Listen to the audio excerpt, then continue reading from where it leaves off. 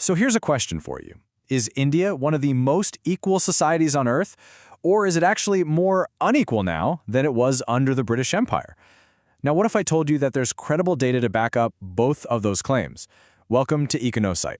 Today, we're diving headfirst into the great Indian inequality debate to figure out how two completely opposite truths can exist at the very same time.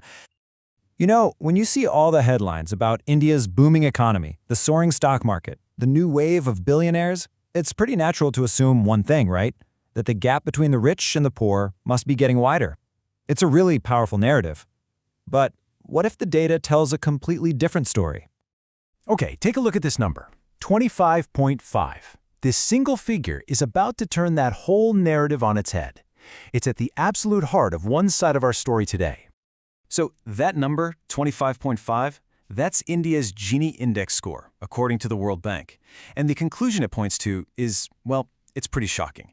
It suggests that India isn't just doing okay when it comes to equality, it might just be one of the most equal large economies on the entire planet. So let's dig into this surprising rank a little bit. A Gini score this low actually puts India ahead of every single G7 and G20 nation on economic equality. Yeah, you heard that right. According to this metric, it's more equal than a lot of countries we usually think of as the gold standard. So to really get this, we first need to understand what this Gini index thing even is. The Gini index is a really simple but powerful tool. Think of it as a scale from 0 to 100 that measures how stuff is distributed. 0 means perfect equality. Everybody has the same amount. 100 is perfect inequality. One person has absolutely everything. So the main thing to remember is just this. The lower the number, the more equal the society. All right, now that we've got the basics down, let's really put India's score into perspective. How does a 25.5 really stack up when you put it on the world stage next to other huge economies like China and the United States? And wow, the difference is pretty stark. India's score of 25.5 is way lower than China's, and it's more than 16 points below the United States. I mean, that's a massive gap. The World Bank actually places them in totally different categories of inequality. And the story doesn't stop there. When you look at other developed nations like Japan, Germany, and the UK, they all have higher inequality scores than India. In fact, based on this data, India lands in the same moderately low inequality bracket as the Nordic countries, places like Finland and Norway, which are literally famous for their social safety nets. So this naturally leads to the big question. How? I mean, if this data is right, what on earth is driving this trend? Let's take a look behind the numbers.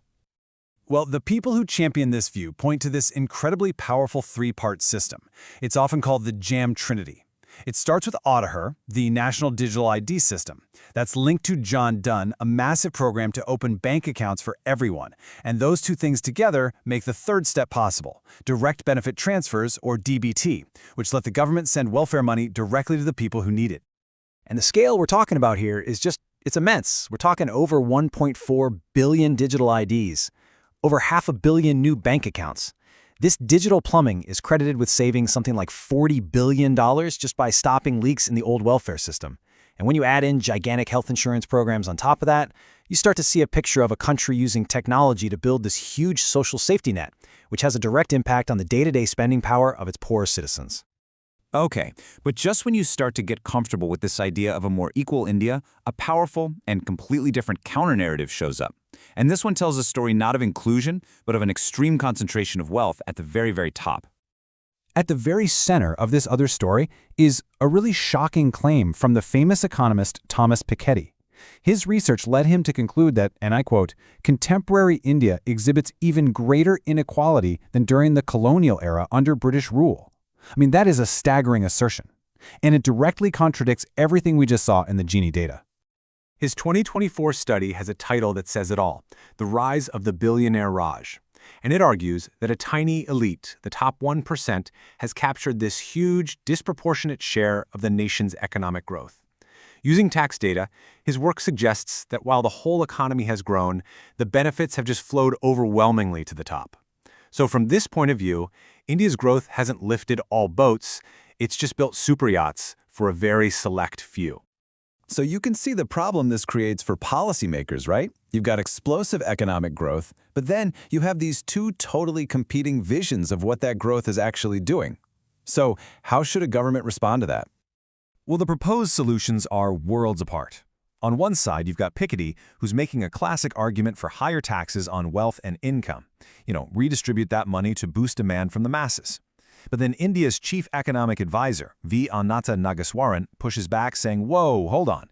His argument is that if you tax capital too much, it's just going to leave the country, and that could kill the investment you need for long-term growth. And that's a view you hear from other top economists in the Indian government. Shamika Ravi, an advisor to the Prime Minister, she frames economic growth itself as a moral issue. From her perspective, deliberately slowing down the economic engine just to redistribute the pieces would actually hurt the poor the most, because it's that very growth that's been improving living standards. And that brings us right back to our central puzzle. How can you have two credible, data-backed conclusions that are so completely opposite? How can India be a model of equality and a billionaire Raj at the same time? Well, the answer lies in what's being measured.